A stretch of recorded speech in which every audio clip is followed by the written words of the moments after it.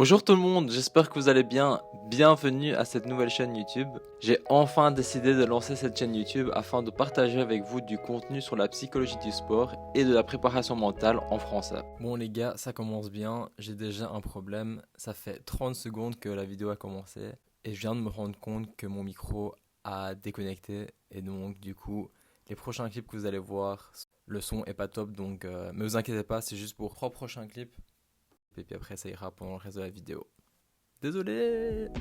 Comme certains d'entre vous savent déjà, j'avais fait un petit sondage sur ma page Instagram justement pour vous demander à mon public francophone de comment je pourrais faire pour faire du contenu en français et pour éviter de faire des doubles posts sur ma page Insta. Donc je me suis dit juste, ce serait peut-être une bonne idée de juste faire une chaîne YouTube et je mets tous les infos là-dessus et comme ça je partage avec vous le maximum d'infos sur la psychologie du sport. Mais dans cette petite vidéo, je voulais juste me présenter pour ceux qui me connaissent pas encore et aussi vous expliquer pourquoi j'ai créé cette chaîne et puis vous expliquer à quoi vous attendre en termes de contenu sur cette chaîne. Bon, c'est parti. Je m'appelle John Brain, je suis né et j'ai vécu en Belgique toute ma vie, mais je suis d'origine anglaise. Par conséquent, je suis bilingue en français et en anglais. J'ai pratiqué pas mal de sports pendant ma jeunesse, comme le tennis, le judo, la natation, et ensuite j'ai commencé le foot. Le foot a toujours été mon sport préféré et j'ai commencé à jouer dans un club à 12 ans. Quand j'avais 14-15 ans, j'ai subi une blessure grave au genou pendant un entraînement avec la catégorie d'âge dessus. J'ai été victime d'un tacle au genou, ce qui a fait que mon tendon rotulien s'est déchiré. J'ai été opéré et on m'a mis 2 vis dans la jambe pour tout remettre en place.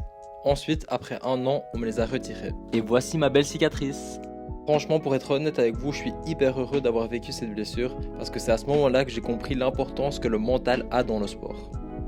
Et maintenant, grâce à cette expérience, je veux aider des personnes qui vivent ce que j'ai vécu. Je trouve que c'est tellement plus facile de les comprendre. Et c'est une des raisons principales que j'ai voulu me lancer dans ce métier en tant que psychologue du sport.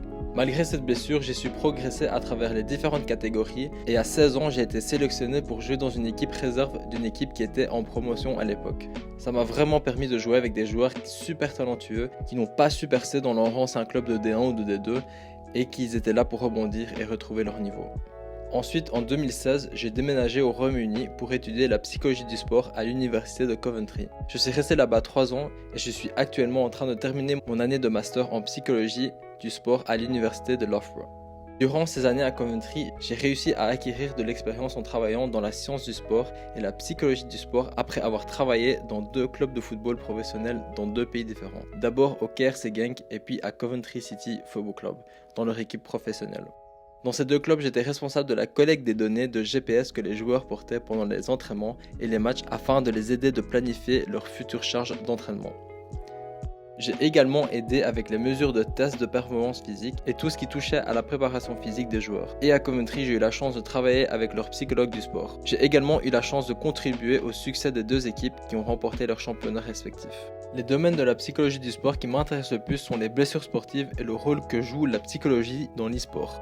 Ne vous inquiétez pas, je ferai des vidéos sur chacun de ces domaines pour vous donner plus d'infos. Après que j'ai fini mon master, j'aurai encore 2 ans de formation pour devenir psychologue du sport agréé. Donc pourquoi j'ai créé cette chaîne? Donc tout d'abord c'est de partager avec vous mes connaissances et puis d'apporter cette touche anglophone parce que de mon point de vue, ici en Belgique et dans les pays francophones, on parle pas assez de la santé mentale et de la psychologie du sport, comparé aux pays anglophones bien sûr.